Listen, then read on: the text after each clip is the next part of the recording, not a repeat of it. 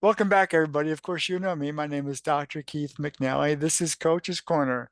This is Diane Wyzga, and the landing part is I have no idea what that reads. And so Zoom is playing tricks on me as always.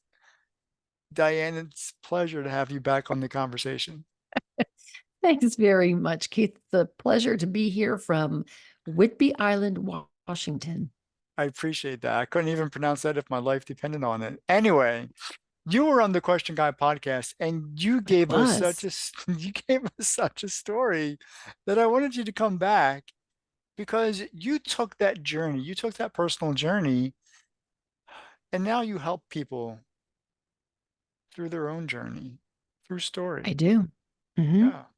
How did Yep. you do that? So, let's talk about what that actually means, what that is. And I know somewhere in the scope of this conversation, there's a podcast you do too. So we need to talk about that. This is what happens when you're the firstborn daughter. You got to do it all because you got to show the little kids, how what you're supposed how you're supposed to be. So, okay, you've got 27 questions there. Do you want to talk about mechanics, which is process, or do you want to talk about what comes before the mechanics? Who do you help? And why is that important? Who do you Hmm. help and why is that important? Primarily, I help professional women, and I help professional women get to their origin story. And an origin story is different from a brand story, although they have similarities in common.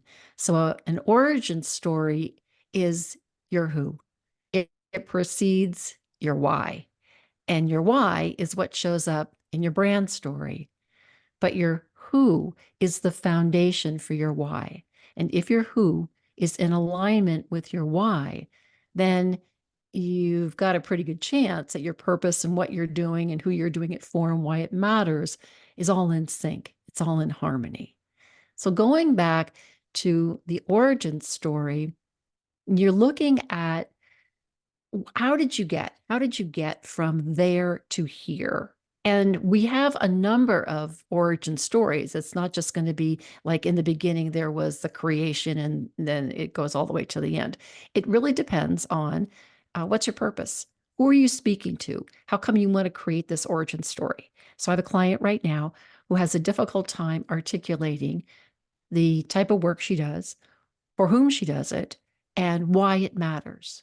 And so there we're going back to, okay, why are you doing the work that you're doing? What is it that prompted you to get into this position? So I could ask you the same thing. What prompted you to start the Question Guy podcast? What prompted you to become the Coach's Corner podcaster? There's something in our in our very long ago, in our long ago, there's a story. And in that story, we're learning how to use our voice, our power, and our words. And so by going, and that kind of gets diluted, if not smushed, as we grow up. And so if we go back to who we were as kids and we're looking at the traits and the qualities and the things that excited us and what we did and what we dreamed of, those are clues to how we got to here. So the how you got from there to here story, which is your origin story, is the place where I think we can be grounded. It says then this is who I am, this is what I stand for, this is what I won't stand for, and this is why I'm doing what I'm doing and for whom I'm doing it. How does that answer the question?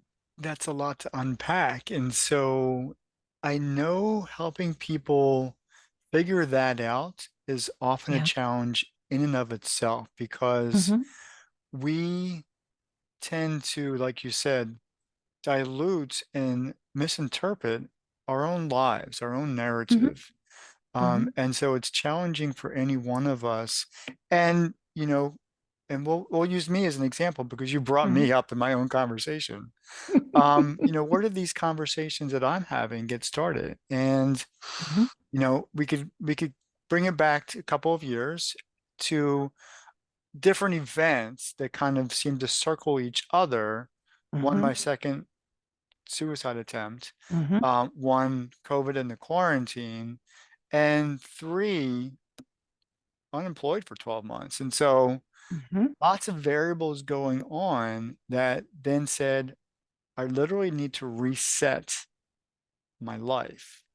Yeah. And I didn't even know how to do that other than, one man saying, breathe and show up. And then Mm-hmm. through showing up, I learned how to show up with intention. Mm-hmm. But I didn't learn who all that and what all that and why all that was Mm-hmm. quite literally until last year. And so at the time of this recording is 2024, Mm-hmm. early in the year, it Mm-hmm. wasn't like it was a magic pill that said, Mm-mm. "Oof, Keith, this is who you are." I had to Mm-hmm. learn it on the way. Mm-hmm. Did, is Yeah, it, did your clients have the same experience? they do. It's like building the plane while you're flying it. And so, truth, been there, done that. And so I tell people I am not a therapist, and I'm not. But story is therapeutic. And we had this conversation, I believe, before, where to me, story is organic, it's alive, it's living. And when you begin the work of the art of your story, it touches your heart, and you begin to discover things about yourself that you might have forgotten. And so when we're working on the story, I look at, well, what happened before? Would you like before? It's very client specific in the sense that every one of the clients has a slightly different goal goal. But at the end of the day, it's all the same. How do I show up as myself with my own words in my own voice so that I am seen, heard, understood, and listened to? How is it that I say what I mean and mean what I say? Because when you claim your origin story, then you're grounded. You have the place from which to say that. So I have a client right now who's at a crossroads, and she's 50s, kids are pretty grown. She's at a crossroads, and all through much of her life, there's been a role that she's played, mom and wife, and the things that go along with that. But now everybody's grown up. Nobody needs her in the same way anymore. So the question becomes, what story am I going to write going forward? Mm, Who is it that I feel called to be? What goal do I have? What am I longing for? What do I desire?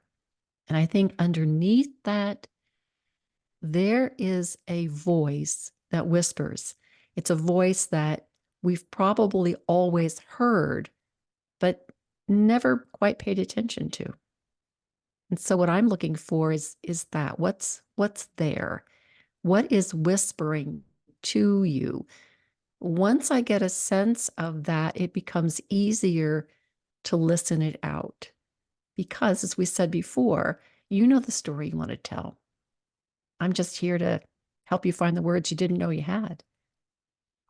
Well, let's talk about that for a little bit. And the people that come Hmm. to you, um, Hmm. they have to be coming to you in a place of angst, I'm assuming, because they want to achieve something, I'm assuming, either personally or professionally, or a Hmm. mixture of both. Hmm. Hmm. And yet they don't know how to craft something that's innately themselves. So Hmm. how does, and I'm always big on conversation, and I got really good at starting them. How do you get your conversation started with your clients? What's on your mind? Is it that simple? It is. What's on your mind? And what else? What would you like to have? What are you willing to do for it? How do you think I can help? That's usually the place we begin. Mm, Because what I often find too is that the initial ask, so for example, I need to be able to tell people what I do, how I do it, and why it matters. Okay, that's mechanical. But if we go underneath that, what's being asked is, who am I in this role? Who mm, am I? How did I get here? Why is it that I want to help in this particular way? So while it's professional, it's also personal. And by asking an open-ended question that starts with, what's on your mind? There's no obligation there. It's um, I've had to do a great deal of learning, a great deal of personal learning because I'm firstborn and I'm the firstborn daughter. And so as the firstborn daughter, I showed up right at the front door. I had my overalls on, I had my pitchfork in my hand, and was ready to go to work. And what I learned how to do was not only do the work, but tell other people how to do the work too. And because I had six brothers and sisters, I had an army of people I could tell what to do. And so my speech was more directing, telling people what to do. And what I had to learn the hard way is that my conversations have to be guiding, meaning that I might think I know what is best. And usually I do because I'm the firstborn, but it isn't the case. I don't know what's best. You know what's best. And my job is to hold the space so that you feel okay exploring the choices and consequences to get to your best. Hmm. And that is a strong, strong teaching. That's a really strong teaching. And so that's why it becomes easier to say, what's on your mind? Tell me that. And what else? And then it becomes more of a conversation. And what I have to keep doing is putting my ego over to the side, the side that says, I know what you should do. I know how you should do it. I know when you should do it. And I know where you should do it. I've got to put all that aside because then it becomes a question of what do you want? How much do you want it? What are you willing to do to get it? What are the consequences of those choices? What are the consequences if you fail? Hmm. And so it's become a dance. It's become a dance. Yeah. Earlier you said you're not a therapist, but Mm-mm. surely you put on some different hats because anybody in your situation who is guiding, leading, directing wears hats, metaphorically speaking, of course. Mhm, mhm, What mhm, hats, if you don't wear a therapist hat, what type of hats do you wear? mhm, mhm, Got to be mhm. wearing a cheerleader hat. Well, I Got to be suppose wearing there an is, angel hat. well, there is the element of the atta girl thing that's got to go on because you certainly want to celebrate the achievements that someone makes. I don't want to say that I'm a coach. I don't like that word for me personally, but I like the word guide. As if you go to a foreign country and you hire somebody, he's not going to say, you must go here, you must go there, you must see this, you must see that. You say, this is what I want. I want to get the feel for this area. I want to know what it's like to eat where the locals eat. I want to know how how this country came to be. So guide me to those places. That's that would be the role. That's the hat that I'm wearing is the guide hat. And as we've said before, the quarter moon's better than none when you travel the night road. I can be a quarter moon from someone. So the night road is I don't know where I'm going. I don't know the story I want to tell. I don't even know where to begin. That's oftentimes the biggest problem. Where do I begin? If I Mhm. even have a story, that's the second biggest problem. I don't have a story. And so, a quarter moon being better than none when you travel the night road, there's a little glimmer of light that says, okay, here, let's follow this little glimmer of light and see where it leads us. So that's probably the biggest hat. And underneath that, it would depend on what the client needs at that time. But by and large, we're all the same in this. We want to be seen, heard, understood, and listened to. And so if I can incorporate compassion and focus on what the client says that she needs for herself, then I'm in a better position to guide her to that story and help her find the words she didn't know she had. Because I tell you, 9 times out of 10, they go, I didn't know I knew that. Of course you did. Of course you did. You've always known it. And so that's where the Atta Girl comes from, because there's a great sense of just it's delicious. That's the best word I can give you. What? What? It's delicious. It's What? delicious. It's delicious when a client says, I didn't know I knew that.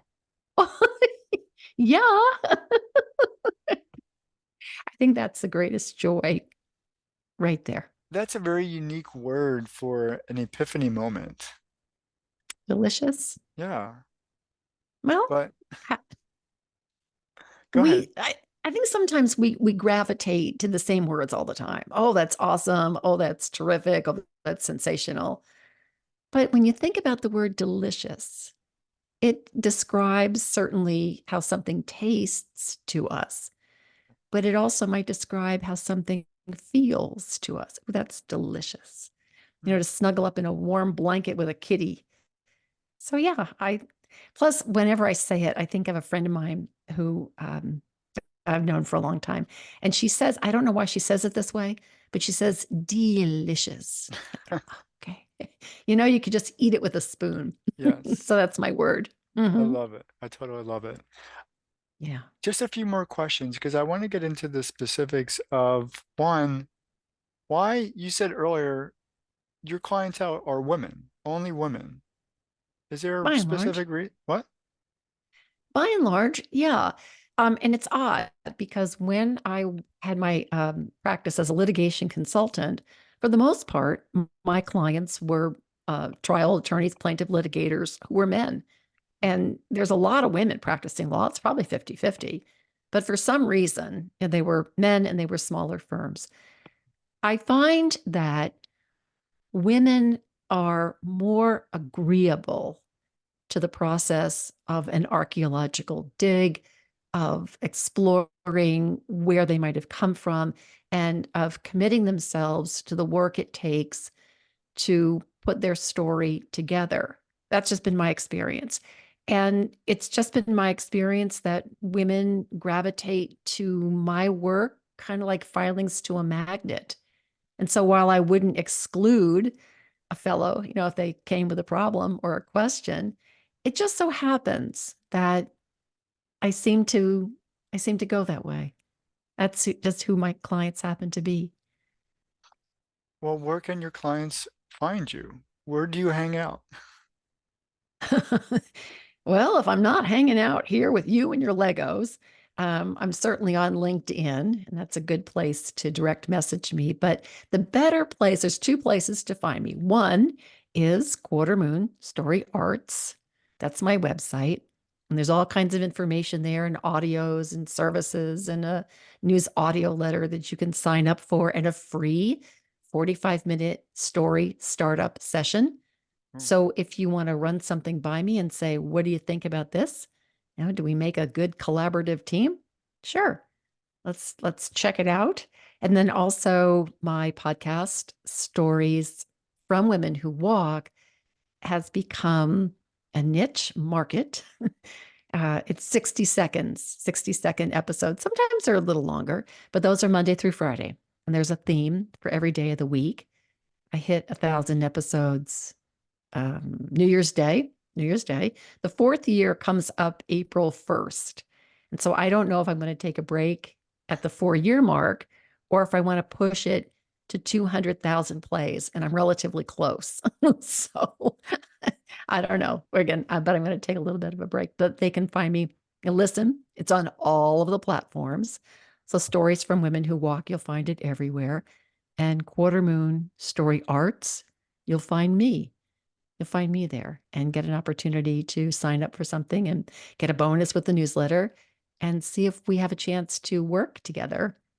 And, whether you're getting ready to be ready or you are ready, you can always email me at info@quartermoonstoryarts.net come in directly through the front door. Cool. Just one more thing. And so, because people out there are watching and listening to my conversations, know I've got to ask this because there's a starting point to every conversation. And so, there's a starting point to transition and change. And you're all about helping people uncover. You call it an archaeological dig, and you've used that word before. Mhm. How can they start? How can the women who are listening to this conversation start on that archaeological dig on themselves Mhm. before they connect with you? Where do they go? What do they got to do? Here's a really fun exercise. You can do it yourself or you can do it with a partner.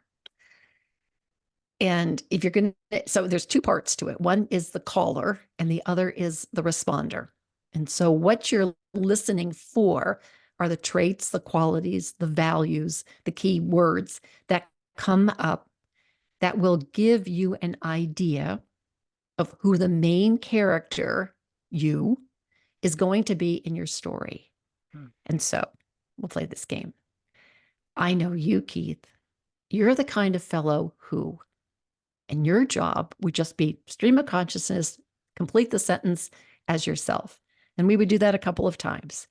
And then I would say, I know you, Keith. You're the kind of fellow who would not. And you complete the sentence. And so once we have that little pile of words, you sift through that and see what's coming up. What are the traits? What are the qualities? What are the words? What are the values? What's coming up? It's like a puzzle. You turn all your puzzle pieces over and you sort them according to color and you Hmm. sort of match them up with the picture. Well, that's what this is. These are getting some puzzle pieces into place and you're sorting them out according to color, but you're doing it with words. And that's a place to begin to say, who is this character? Who is this character? The other thing I would suggest is if you want to write, begin to write a story in, I would say, do not go to the keyboard. Don't. Sit down with a piece of paper and a pen and begin to write your story out. Just your draft, exactly. And just draft it. Do not pay attention to grammar and punctuation and just get the left brain sitting over on the corner and you'll have your chance eventually. But right now, let's let the creative side work and just write. And the reason I use the pen and paper is because it gets the art of the story into the heart of ourselves and we have to slow down to write so it becomes a more organic process. Hmm. And you're also getting the thoughts of things like journaling into into your mind, into your imagination. So that would be another place to begin. And the last thing I will say is I've been using the term archaeological dig for decades, and it actually came from one of my lawyer clients. He said, "What are you asking us to do? An archaeological dig on ourselves?" Yeah. I've never forgotten it. But when you think about it, archaeologists are looking at a past civilization. Who are they? What did they eat? What tools did they use? What culture did they have? What did they wear? Where did they live? How did they farm? And so that's all we're doing here. We're looking at you as a past civilization and saying, what can you uncover there that you might not have thought of for a while? There's no better way to end this conversation than with that thought. Thank you so much, Diane, for joining me in this conversation. That was a journey I was not expecting, and it was quite um, pleasurable. And I want to say delicious, but I don't welcome. think it's going to fit into that context. For I those will of say it. Thank you. That was delicious. for those of you who have been watching and listening, I'll see you next time. Take care.